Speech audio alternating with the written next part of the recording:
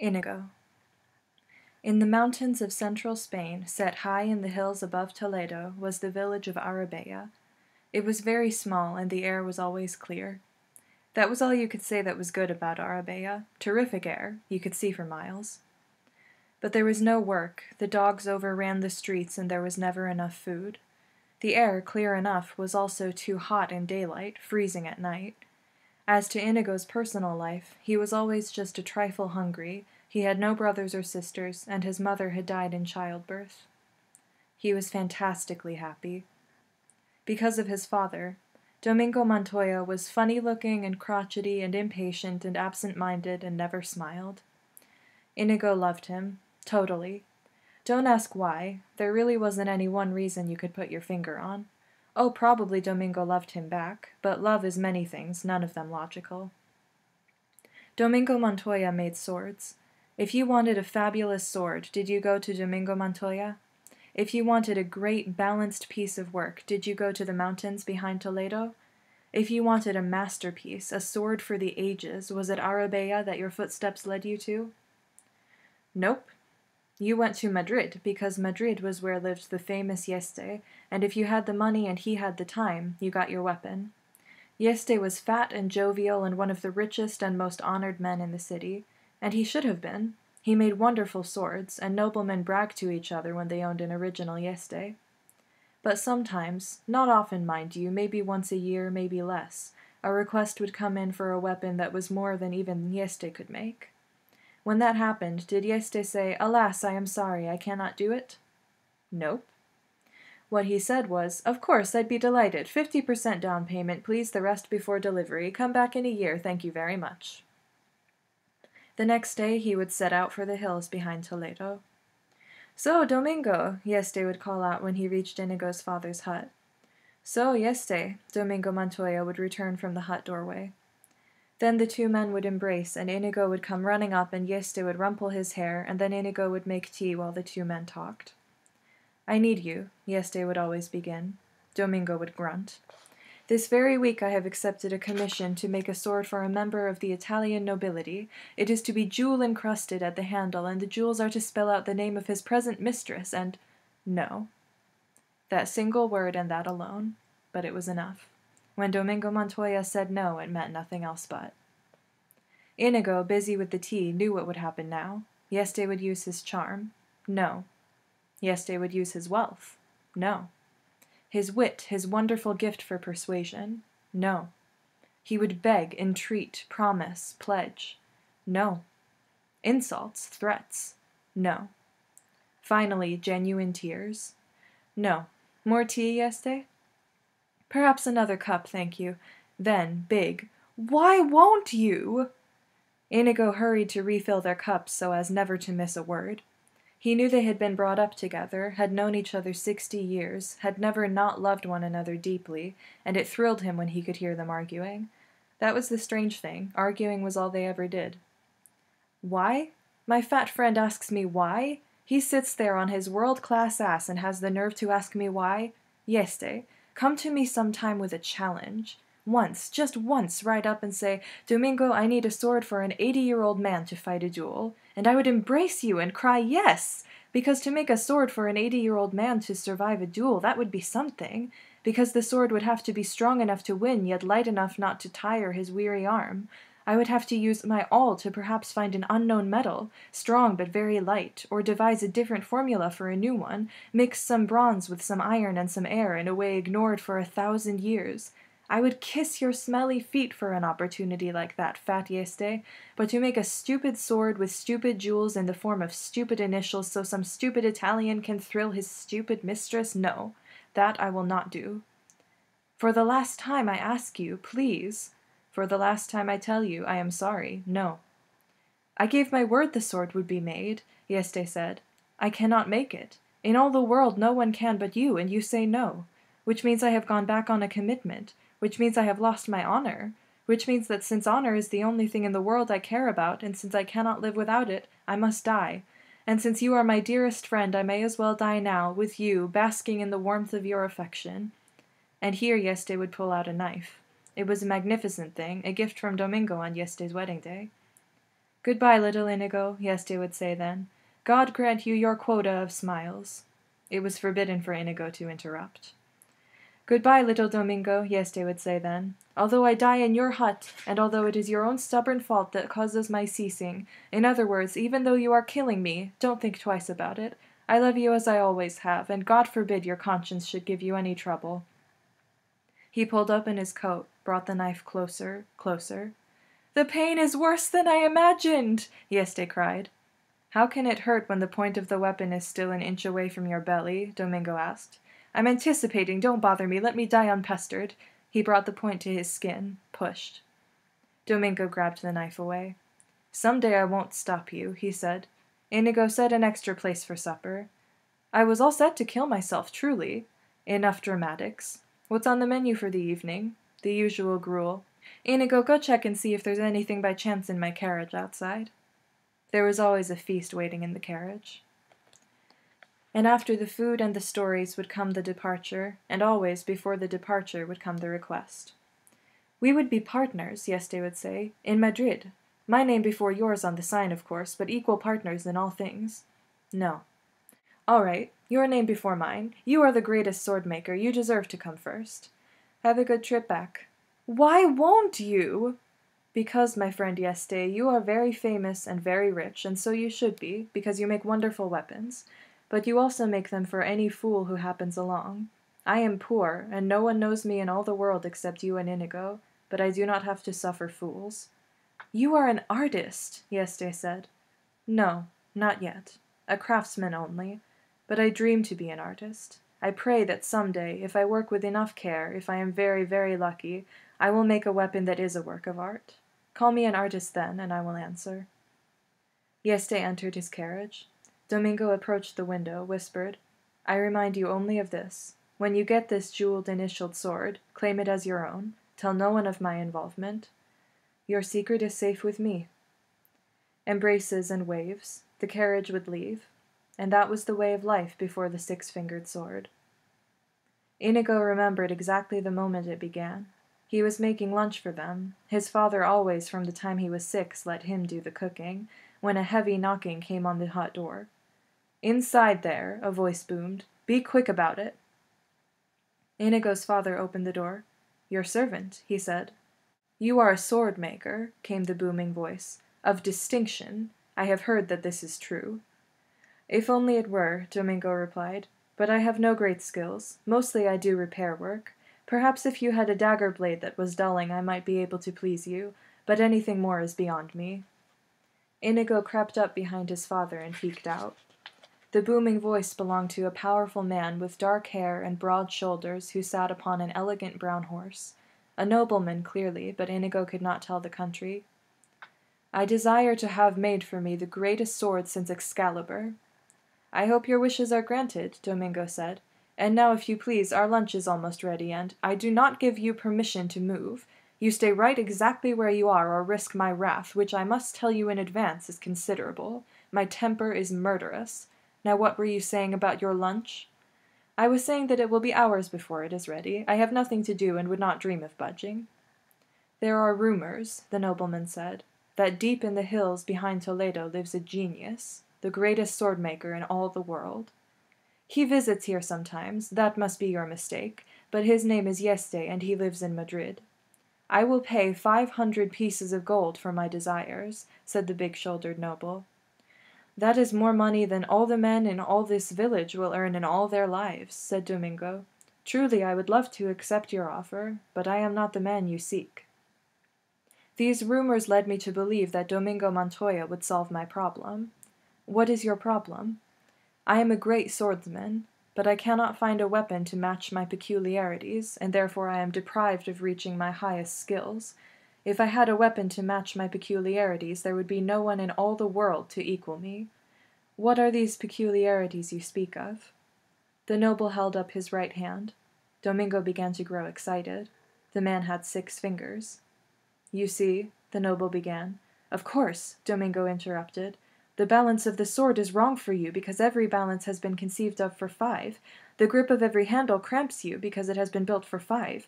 For an ordinary swordsman it would not matter, but a great swordsman, a master, would have eventual discomfort, and the greatest swordsman in the world must always be at ease. The grip of his weapon must be as natural as the blink of his eye, and cause him no more thought. Clearly you understand the difficulties, the nobleman began again. But Domingo had traveled where others' words could never reach him. Inigo had never seen his father so frenzied. The measurements, of course, each finger and the circumference of the wrist and the distance from the 6th nail to the index pad. So many measurements. And your preferences. Do you prefer to slash or cut? If you slash, do you prefer the right to left movement or perhaps the parallel? When you cut, do you enjoy an upward thrust? And how much power do you wish to come from the shoulder? How much from the wrist? And do you wish your point coated so as to enter more easily, or do you enjoy seeing the opponents wince? So much to be done, so much to be done. And on he went until the noble dismounted and had to almost take him by the shoulders to quiet him. You are the man of the rumors, Domingo nodded, and you will make me the greatest sword since Excalibur. I will beat my body into ruins for you. Perhaps I will fail, but no one will try harder. And payment? When you get the sword, then payment. Now let me get to work measuring. Inigo, my instruments. Inigo scurried into the darkest corner of the hut. I insist on leaving something on account. It is not necessary. I may fail. I insist. All right, 1 gold piece. Leave that. But do not bother me with money when there is work that needs beginning. The noble took out 1 piece of gold. Domingo put it in a drawer and left it without even a glance. Feel your fingers now, he commanded. Rub your hands hard, shake your fingers. You will be excited when you duel, and this handle must match your hand in that excitement. If I measured you when you were relaxed, there would be a difference, as much as 1/1000th of an inch, and that would rob us of perfection. And that is what I seek, perfection. I will not rest for less. The nobleman had to smile. And how long will it take to reach it? Come back in a year, Domingo said, and with that he set to work. Such a year. Domingo slept only when he dropped from exhaustion. He ate only when Inigo would force him to. He studied, fretted, complained. He never should have taken the job. It was impossible. The next day he would be flying. He never should have taken the job. It was too simple to be worth his labors. Joy to despair, day to day, hour to hour. Sometimes Inigo would wake to find him weeping. What is it, father? It is that I cannot do it. I cannot make the sword. I cannot make my hands obey me. I would kill myself, except what would you do then? Go to sleep, father. No, I don't need sleep. Failures don't need sleep. Anyway, I slept yesterday. Please, father, a little nap. All right, a few minutes, to keep you from nagging. Some nights Inigo would awake to see him dancing. What is it, father? It is that I have found my mistakes, corrected my misjudgments. Then it will be done soon, father? It will be done tomorrow, and it will be a miracle. You are wonderful, father. I'm more wonderful than wonderful. How dare you insult me? But the next night, more tears. What is it now, father? The sword, I cannot make the sword. But last night, father, you said you had found your mistakes. I was mistaken. Tonight I found new ones, worse ones. I am the most wretched of creatures. Say you wouldn't mind it if I killed myself so I could end this existence.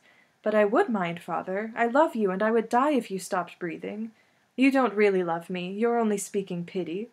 Who could pity the greatest sword-maker in the history of the world? Thank you, Inigo. You're welcome, father. I love you back, Inigo. Sleep, father. Yes, sleep. A whole year of that. A year of the handle being right, but the balance being wrong, of the balance being right, but the cutting edge too dull, of the cutting edge sharpened, but that threw the balance off again, of the balance returning, but now the point was fat, of the point regaining sharpness, only now the entire blade was too short, and it all had to go, all had to be thrown out, all had to be done again. Again. Domingo's health began to leave him. He was fevered always now, but he forced his frail shell on, because this had to be the finest since Excalibur. Domingo was battling legend, and it was destroying him. Such a year. One night Inigo woke to find his father seated, staring, calm. Inigo followed the stare. The 6-fingered sword was done. Even in the hut's darkness it glistened. At last, Domingo whispered. He could not take his eyes from the glory of the sword. After a lifetime, Inigo, I am an artist. The big-shouldered nobleman did not agree. When he returned to purchase the sword, he merely looked at it a moment. "Not worth waiting for," he said. Inigo stood in the corner of the hut, watching, holding his breath. "You are disappointed?" Domingo could scarcely get the words spoken. "I'm not saying it's trash, you understand," the nobleman went on, "but it's certainly not worth 500 pieces of gold. I'll give you 10. It's probably worth that." "Wrong!" Domingo cried. "It's not worth 10. It is not worth even 1. Here," and he threw open the drawer where the 1 gold piece had lain untouched the year. "The gold is yours, all of it. You have lost nothing." He took back the sword and turned away. "I'll take the sword," the nobleman said. "I didn't say I wouldn't take it. I only said I would pay what it was worth." Domingo whirled back, eyes bright. "You quibbled. You haggled. Art was involved, and you saw only money. Beauty was there for the taking, and you only saw your fat purse. You have lost nothing. There is no more reason for your remaining here. Please go." "The sword," the noble said. "The sword belongs to my son," Domingo said. "I give it to him now. It is forever his. Goodbye." "You're a peasant and a fool, and I want my sword. You're an enemy of art, and I pity your ignorance," Domingo said. They were the last words he ever uttered. The noble killed him then, with no warning. A flash of the nobleman's sword, and Domingo's heart was torn to pieces. Inigo screamed. He could not believe it. It had not happened. He screamed again. His father was fine. Soon they would have tea. He could not stop screaming. The village heard. 20 men were at the door. The nobleman pushed his way through them. "That man attacked me. See, he holds a sword. He attacked me and I defended myself. Now move from my way." It was lies, of course, and everyone knew it. But he was a noble, so what was there to do? They parted, and the nobleman mounted his horse. "Coward!" The nobleman whirled. "Pig!" Again the crowd parted. Inigo stood there, holding the 6-fingered sword, repeating his words. "Coward! Pig! Killer!" "Someone tend to the babe before he oversteps himself," the noble said to the crowd. Inigo ran forward then, standing in front of the nobleman's horse, blocking the nobleman's path. He raised the 6-fingered sword with both his hands and cried, "I, Inigo Montoya, do challenge you, coward, pig, killer, ass, fool, to battle." "Get him out of my way. Move the infant." "The infant is 10, and he stays," Inigo said. "Enough of your family is dead for one day. Be content," said the noble. "When you beg me for your breath, then I shall be content. Now dismount." The nobleman dismounted. "Draw your sword." The nobleman unsheathed his killing weapon. "I dedicate your death to my father," Inigo said. "Begin." They began. It was no match, of course. Inigo was disarmed in less than a minute. But for the first 15 seconds or so, the nobleman was uneasy. During those 15 seconds, strange thoughts crossed his mind, for even at the age of 10, Inigo's genius was there. Disarmed, Inigo stood very straight. He said not a word, begged nothing. "I'm not going to kill you," the nobleman said, "because you have talent and you're brave. But you're also lacking in manners, and that's going to get you in trouble if you're not careful. So I shall help you as you go through life, by leaving you with a reminder that bad manners are to be avoided." And with that his blade flashed, 2 times. And Inigo's face began to bleed. 2 rivers of blood poured from his forehead to his chin, one crossing each cheek. Everyone watching it knew then, the boy was scarred for life. Inigo would not fall. The world went white behind his eyes, but he would not go to ground. The blood continued to pour. The nobleman replaced his sword, remounted, rode on. It was only then that Inigo allowed the darkness to claim him. He awoke to Yeste's face. "I was beaten," Inigo whispered. "I failed him." Yeste could only say, "Sleep." Inigo slept. The bleeding stopped after a day, and the pain stopped after a week. They buried Domingo, and for the first and last time Inigo left Arabella. His face bandaged, he rode in Yeste's carriage to Madrid, where he lived in Yeste's house, obeyed Yeste's commands. After a month the bandages were removed, but the scars were still deep red. Eventually they softened some, but they always remained the chief features of Inigo's face, the giant parallel scars running one on each side from temple to chin. For 2 years Yeste cared for him. Then one morning Inigo was gone. In his place were 3 words, "I must learn," on a note pinned to his pillow. Learn? Learn what? What existed beyond Madrid that the child had to commit to memory? Yeste shrugged and sighed. It was beyond him. There was no understanding children anymore. Everything was changing too fast, and the young were different. Beyond him, life was beyond him, the world was beyond him, you name it, it was beyond him. He was a fat man who made swords, that much he knew. So he made more swords, and he grew fatter, and the years went by. As his figure spread, so did his fame. From all across the world they came, begging him for weapons, so he doubled his prices because he didn't want to work too hard anymore, he was getting old. But when he doubled his prices, when the news spread from duke to prince to king, they only wanted him the more desperately. Now the wait was 2 years for a sword, and the lineup of royalty was unending, and Yeste was growing tired, so he doubled his prices again, and when that didn't stop them, he decided to triple his already doubled and redoubled prices, and besides that, all work had to be paid for in jewels in advance, and the wait was up to 3 years. But nothing would stop them. They had to have swords by Yeste or nothing, and even though the work on the finest was nowhere what it once was, Domingo, after all, no longer could save him. The silly rich men didn't notice. All they wanted was his weapons, and they fell over each other with jewels for him. Yeste grew very rich, and very heavy. Every part of his body sagged. He had the only fat thumbs in Madrid. Dressing took an hour, breakfast the same, everything went slowly. But he could still make swords, and people still craved them. "I'm sorry," he said to the young Spaniard who entered his shop one particular morning. "The wait is up to 4 years, and even I am embarrassed to mention the price. Have your weapon made by another?" "I have my weapon," the Spaniard said, and he threw the 6-fingered sword across Yeste's workbench. Such embraces. "Never leave again," Yeste said. "I eat too much when I'm lonely." "I cannot stay," Inigo told him. "I'm only here to ask you one question. As you know, I have spent the last 10 years learning. Now I have come for you to tell me if I'm ready." "Ready? For what? What in the world have you been learning?" "The sword."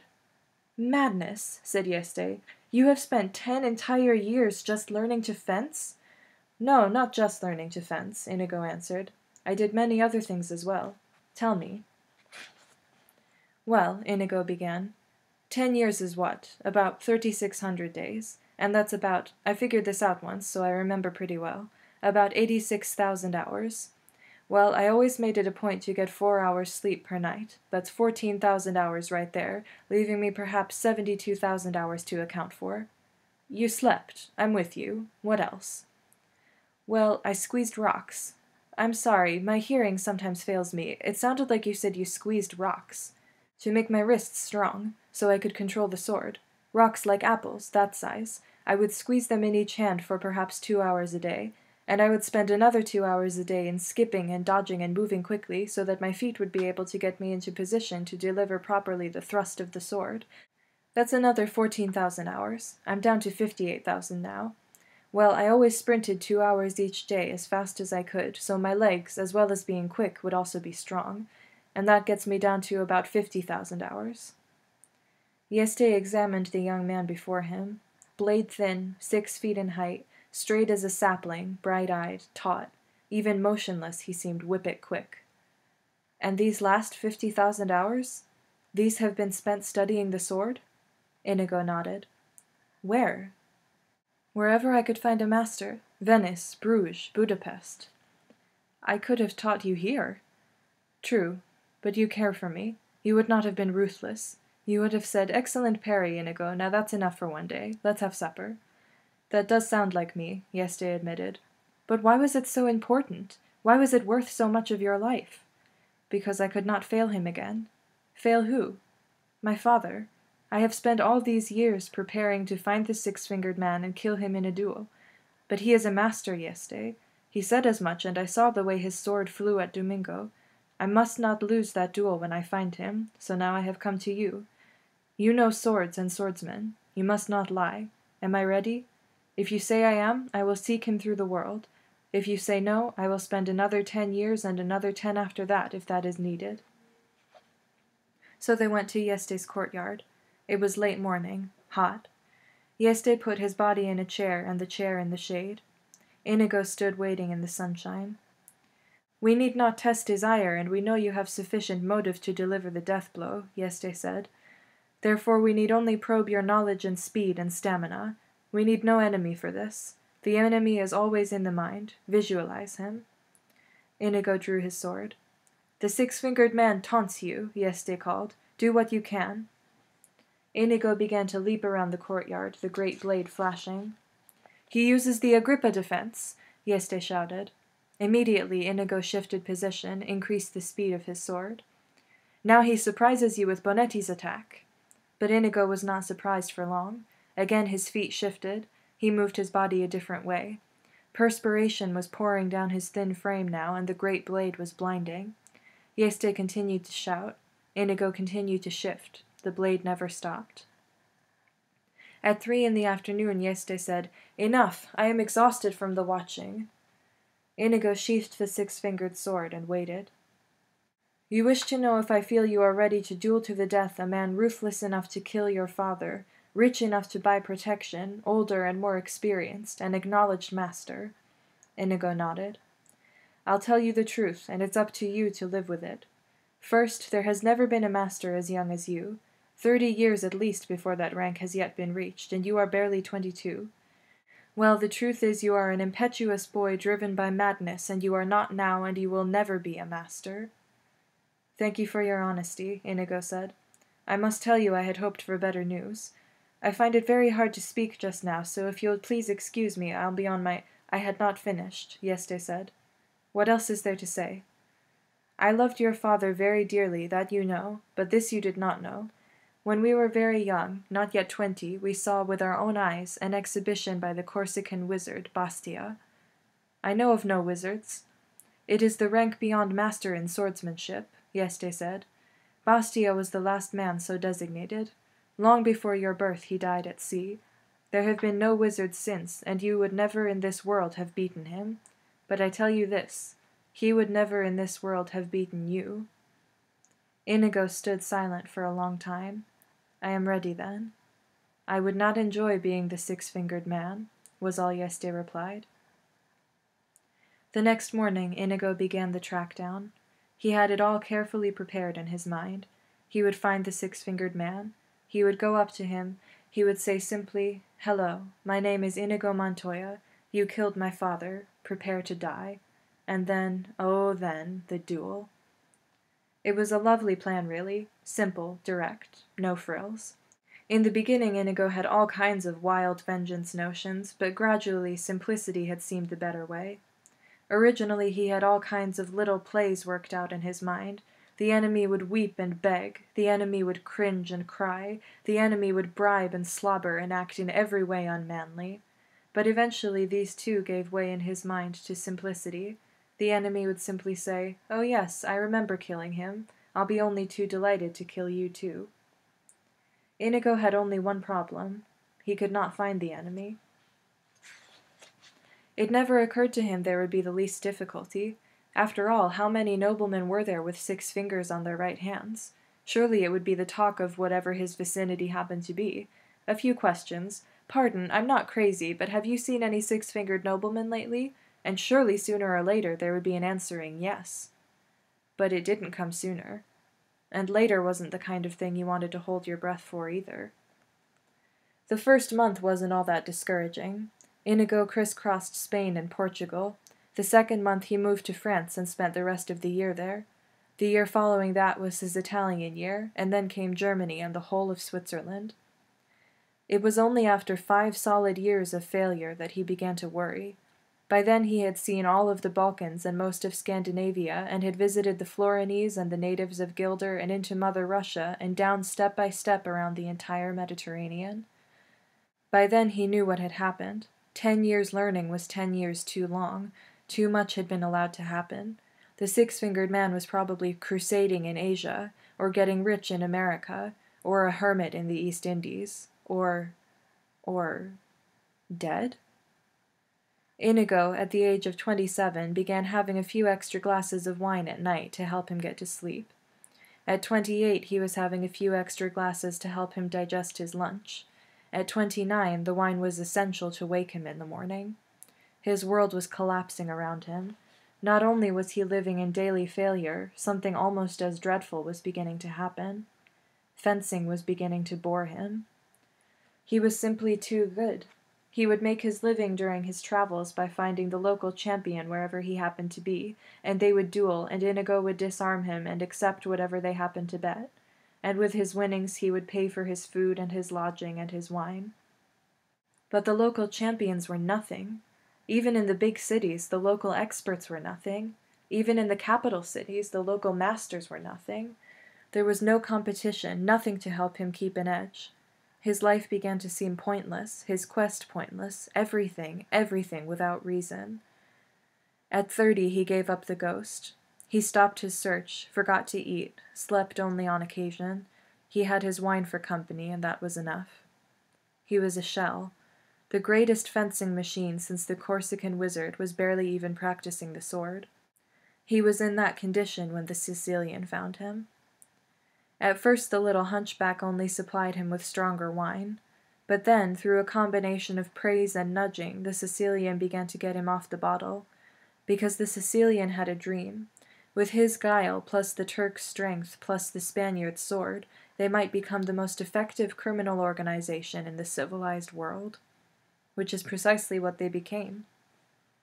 In dark places, their names whipped sharper than fear. Everyone had needs that were hard to fulfill. The Sicilian crowd, 2 was company, 3 a crowd, even then, became more and more famous and more rich. Nothing was beyond or beneath them. Inigo's blade was flashing again, more than ever like lightning. The Turk's strength grew more prodigious with the months. But the hunchback was the leader. There was never doubt. Without him, Inigo knew where he would be, on his back begging wine in some alley entrance. The Sicilian's word was not just law, it was gospel. So when he said, "Kill the man in black," all other possibilities ceased to exist. The man in black had to die. Inigo paced the cliff edge, fingers snapping. 50 feet below him, the man in black still climbed. Inigo's impatience was beginning to bubble beyond control. He stared down at the slow progress. Find a crevice, jam in the hand, find another crevice, jam in the other hand. 48 feet to go. Inigo slapped his sword handle, and his finger snapping began to go faster. He examined the hooded climber, half hoping he would be 6-fingered, but no, this one had the proper accompaniment of digits. 47 feet to go now. Now 46. "Hello there," Inigo hollered when he could wait no more. The man in black glanced up and grunted. "I've been watching you." The man in black nodded. "Slow going," Inigo said. "Look, I don't mean to be rude," the man in black said finally, "but I'm rather busy just now, so try not to distract me." "I'm sorry," Inigo said. The man in black grunted again. "I don't suppose you could speed things up," Inigo said. "If you want to speed things up so much," the man in black said, clearly quite angry now, "you could lower a rope or a tree branch or find some other helpful thing to do." "I could do that," Inigo agreed. "But I don't think you would accept my help since I'm only waiting up here so that I can kill you." "That does put a damper on our relationship," the man in black said then. "I'm afraid you'll just have to wait." 43 feet left. 41. "I could give you my word as a Spaniard," Inigo said. "No good," the man in black replied. "I've known too many Spaniards." "I'm going crazy up here," Inigo said. "Any time you want to change places, I'd be too happy to accept." 39 feet. And resting. The man in black just hung in space, feet dangling, the entire weight of his body supported by the strength of his hand jammed into the crevice. "Come along now," Inigo pleaded. "It's been a bit of a climb," the man in black explained, "and I'm weary. I'll be fine in a quarter hour or so." Another quarter hour! Inconceivable. "Look, we've got an extra piece of rope up here we didn't need when we made our original climb. I'll just drop it down to you, and you grab hold and I'll pull, and—" "No good," the man in black repeated. You might pull, but then again you also just might let go, which, since you're in a hurry to kill me, would certainly do the job quickly. But you wouldn't have ever known I was going to kill you if I hadn't been the one to tell you. Doesn't that let you know I can be trusted? Frankly, and I hope you won't be insulted, no. There's no way you'll trust me? Nothing comes to mind. Suddenly Inigo raised his right hand high. I swear on the soul of Domingo Montoya you will reach the top alive. The man in black was silent for a long time. Then he looked up. I do not know this Domingo of yours, but something in your tone says I must believe you. Throw me the rope. Inigo quickly tied it around a rock, dropped it over. The man in black grabbed hold, hung suspended alone in space. Inigo pulled. In a moment the man in black was beside him. Thank you, the man in black said, and he sank down on the rock. Inigo sat alongside him. We'll wait until you're ready, he said. The man in black breathed deeply. Again, thank you. Why have you followed us? You carry baggage of much value. We have no intention of selling, Inigo said. That is your business. And yours? The man in black made no reply. Inigo stood and walked away, surveying the terrain over which they would battle. It was a splendid plateau, really, filled with trees for dodging around and roots for tripping over and small rocks for losing your balance on and boulders for leaping off of if you could climb on them fast enough, and bathing everything, the entire spot, moonlight. One could not ask for a more suitable testing ground for a duel, Inigo decided. It had everything, including the marvelous cliffs at the one end, beyond which was the wonderful 1,000-foot drop, always something to bear in mind when one was planning tactics. It was perfect. The place was perfect. Provided the man in black could fence. Really fence. Inigo did then what he always did before a duel. He took the great sword from its scabbard and touched the side of the blade to his face 2 times, once along one scar, once along the other. Then he examined the man in black. A fine sailor, yes. A mighty climber, no question. Courageous, without a doubt. But could he fence? Really fence? Please, Inigo thought. It has been so long since I have been tested. Let this man test me. Let him be a glorious swordsman. Let him be both quick and fast, smart and strong. Give him a matchless mind for tactics, a background the equal of mine. Please, please, it's been so long. Let him be a master. I have my breath back now, the man in black said from the rock. Thank you for allowing me my rest. We'd best get on with it then, Inigo replied. The man in black stood. You seem a decent fellow, Inigo said. I hate to kill you. You seem a decent fellow, answered the man in black. I hate to die. But one of us must, Inigo said. Begin. And so saying, he took the 6-fingered sword and put it into his left hand. He had begun all his duels left-handed lately. It was good practice for him, and although he was the only living wizard in the world with his regular hand, the right, still he was more than worthy with his left. Perhaps 30 men alive were his equal when he used his left. Perhaps as many as 50, perhaps as few as 10. The man in black was also left-handed, and that warmed Inigo. It made things fairer. His weakness against the other man's strength. All to the good. They touched swords, and the man in black immediately began the Agrippa defense, which Inigo felt was sound considering the rocky terrain, for the Agrippa kept the feet stationary at first and made the chances of slipping minimal. Naturally, he countered with Capo Ferro, which surprised the man in black, but he defended well, quickly shifting out of Agrippa and taking the attack himself, using the principles of Tybalt. Inigo had to smile. No one had taken the attack against him in so long, and it was thrilling.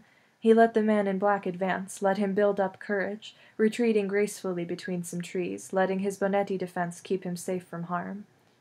Then his legs flicked and he was behind the nearest tree, and the man in black had not expected it and was slow reacting. Inigo flashed immediately out from the tree, attacking himself now, and the man in black retreated, stumbled, got his balance, continued moving away. Inigo was impressed with the quickness of the balance return. Most men the size of the man in black would have gone down or at the least fallen to one hand. The man in black did neither. He simply quick-stepped, wrenched his body erect, continued fighting. They were moving parallel to the cliffs now, and the trees were behind them mostly. The man in black was slowly being forced toward a group of large boulders, for Inigo was anxious to see how well he moved when quarters were close, when you could not thrust or parry with total freedom. He continued to force, and then the boulders were surrounding them. Inigo suddenly threw his body against a nearby rock, rebounded off it with stunning force, lunging with incredible speed. First blood was his. He had pinked the man in black, grazed him only along the left wrist. A scratch was all, but it was bleeding. Immediately the man in black hurried his retreat, getting his position away from the boulders, getting out into the open of the plateau. Inigo followed, not bothering to try to check the other man's flight. There would always be time for that later.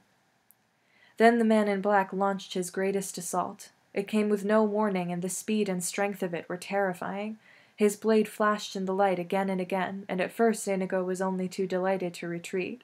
He was not entirely familiar with the style of the attack. It was mostly McBone, but there were snatches of Capoferro thrown in, and he continued moving backward while he concentrated on the enemy, figuring the best way to stop the assault. The man in black kept advancing, and Inigo was aware that behind him now he was coming closer and closer to the edge of the cliffs, but that could not have concerned him less. The important thing was to outthink the enemy, find his weakness, let him have his moment of exultation. Suddenly, as the cliffs came ever nearer, Inigo realized the fault in the attack that was flashing at him. A simple Tybalt maneuver would destroy it entirely, but he didn't want to give it away so soon. Let the other man have the triumph a moment longer. Life allowed so few. The cliffs were very close behind him now. Inigo continued to retreat. The man in black continued advancing. Then Inigo countered with the Tybalt, and the man in black blocked it. He blocked it. Inigo repeated the Tybalt move, and again it didn't work. He switched to Capoferro, he tried Bonetti, he went to Fabrice. In desperation he began a move used only twice by Sanct. Nothing worked. The man in black kept attacking, and the cliffs were almost there. Inigo never panicked, never came close, but he decided some things very quickly because there was no time for long consultations, and what he decided was that although the man in black was slow in reacting to moves behind trees, and not much good at all amidst boulders, when movement was restricted, yet out in the open, where there was space, he was a terror. A left-handed, black-masked terror. "You are most excellent," he said. His rear foot was at the cliff edge. He could retreat no more. "Thank you," the man in black replied. "I have worked very hard to become so." "You are better than I am," Inigo admitted. "So it seems. But if that is true, then why are you smiling?" "Because," Inigo answered, "I know something you don't know." "And what is that?" asked the man in black. "I'm not left-handed," Inigo replied, and with those words he all but threw the six-fingered sword into his right hand, and the tide of battle turned. The man in black retreated before the slashing of the great sword. He tried to sidestep, tried to parry, tried to somehow escape the doom that was now inevitable, but there was no way. He could block 50 thrusts. The 51st flicked through, and now his left arm was bleeding. He could thwart 30 ripostes, but not the 31st, and now his shoulder bled. The wounds were not yet grave, but they kept on coming as they dodged across the stones, and then the man in black found himself amidst the trees, and that was bad for him, so he all but fled before Inigo's onslaught, and then he was in the open again, but Inigo kept coming. Nothing could stop him. And then the man in black was back among the boulders, and that was even worse for him than the trees, and he shouted out in frustration and practically ran to where there was open space again. But there was no dealing with the wizard, and slowly, again, the deadly cliffs became a factor in the fight, only now it was the man in black who was being forced to doom. He was brave, and he was strong, and the cuts did not make him beg for mercy, and he showed no fear behind his black mask. "You are amazing," he cried, as Inigo increased the already blinding speed of the blade. "Thank you. It has not come without effort." The death moment was at hand now.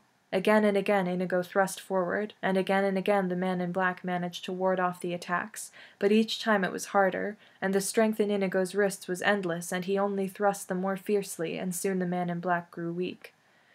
"You cannot tell it," he said then, "because I wear a cape and a mask, but I am smiling now." "Why?"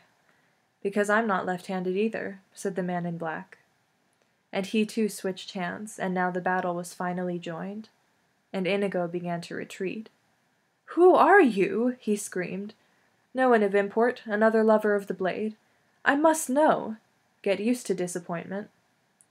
They flashed along the open plateau now, and the blades were both invisible, but oh, the earth trembled, and oh, the skies shook, and Inigo was losing. He tried to make for the trees, but the man in black would have none of it. He tried retreating to the boulders, but that was denied him too. And in the open, unthinkable as it was, the man in black was superior. Not much, but in a multitude of tiny ways he was of a slightly higher quality, a hair quicker, a fraction stronger, a speck faster.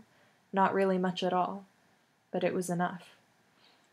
They met in Center Plateau for the final assault. Neither man conceded anything. The sound of metal clashing metal rose. A final burst of energy flew through Inigo's veins, and he made every attempt, tried every trick, used every hour of every day of his years of experience. But he was blocked by the man in black. He was shackled by the man in black. He was baffled, thwarted, muzzled, beaten by the man in black. A final flick, and the great six-fingered sword went flying from his hand. Inigo stood there, helpless. Then he dropped to his knees, bowed his head, closed his eyes. "Do it quickly," he said. "May my hands fall from my wrists before I kill an artist like yourself," said the man in black. "I would as soon destroy Da Vinci. However," and here he clubbed Inigo's head with the butt of his sword, "since I can't have you following me either, please understand that I hold you in the highest respect." He struck one more time, and the Spaniard fell unconscious. The man in black quickly tied Inigo's hands around a tree and left him there, for the moment, sleeping and helpless. Then he sheathed his sword, picked up the Sicilian's trail, and raced into the night.